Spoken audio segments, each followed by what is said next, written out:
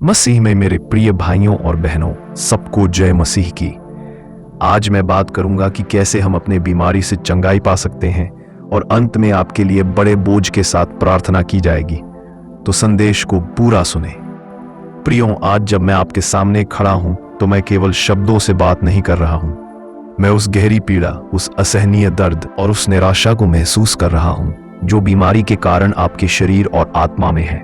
मैं जानता हूं कि आप हर सुबह उठते हैं और पूछते हैं, प्रभु, ये दर्द कब खत्म होगा? क्या मैं कभी फिर से स्वस्थ हो पाऊंगा? शायद आप डॉक्टरों के पास जा चुके हैं, कई दवाइयां ले चुके हैं और हर बार निराशा ही हाथ लगी है। आपके मन में यह सवाल आना स्वाभाविक है कि क्या परमेश्वर मेरी सुनता है? क्या वो मेरी पीड़ा को देखता है? मेरे प्रियो, मैं आपको बताना चाहता हूं कि हमारा स्वर्गीय पिता, हमारा परमेश्वर आपको न केवल देखता है बल्कि वह आपके दर्द को महसूस भी करता है। बाइबल में भजन संहिता 56 उसका 8 आयत में लिखा है कि वह हमारे आंसू अपनी कुप्पी में रखता है, और इससे भी बढ़कर उसने हमारी चंगाई के लिए सबसे बड़ा और सबसे दर्दनाक मूल्य क्रूस पर चुकाया है। चंगाई कोई जादू की छड़ी नहीं है जो छड़ी हिलाया और चंगाई मिल गई। प्रियों, यशाया भविष्यद्वक्ता ने यीशु के जन्म से कई 100 साल पहले ही हमारी चंगाई की घोषणा कर दी थी। यशाया 53 4 से 5 आयत में यह अद्भुत प्रतिज्ञा है, निश्चय ही उसने हमारे रोगों को सह लिया और हमारे दुखों को उठा लिया, परंतु वह हमारे ही अपराधों के कारण छेदा गया, वह हमारी ही अधार्मिकता के कारण कुचला गया।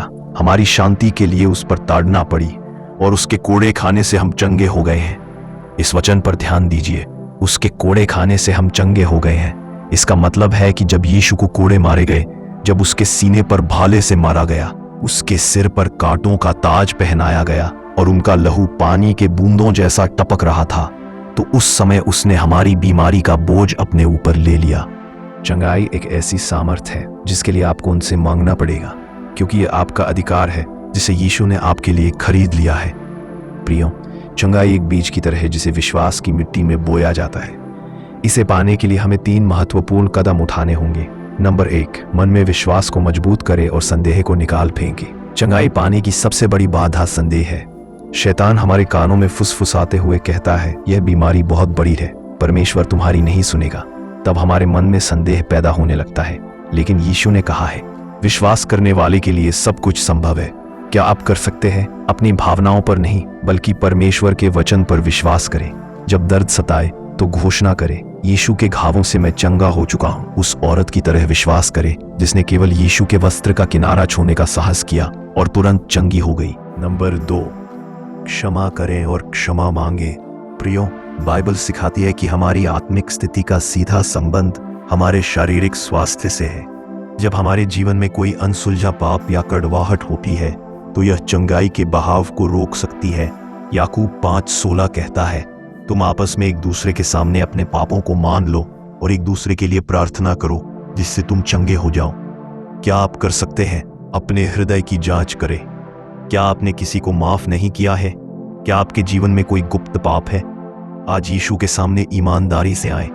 उस व्यक्ति को माफ करें जिसने आपको ठेस पहुंचाई और परमेश्वर से अपने पापों के लिए क्षमा मांगे।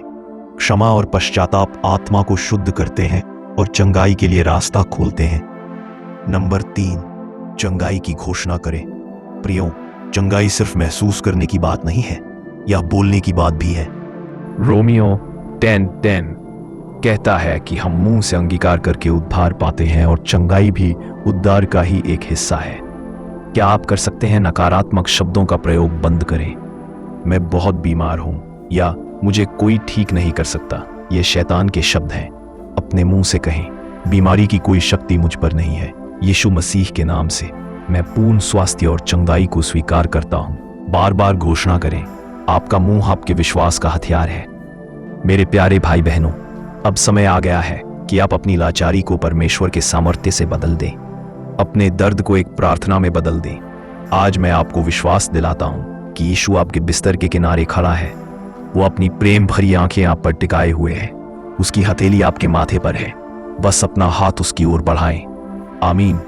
प्रियो, इस समय हाथ जोड़कर पूरी भावना और आंसुओं के साथ इस प्रार्थना को मेरे साथ दोहराए।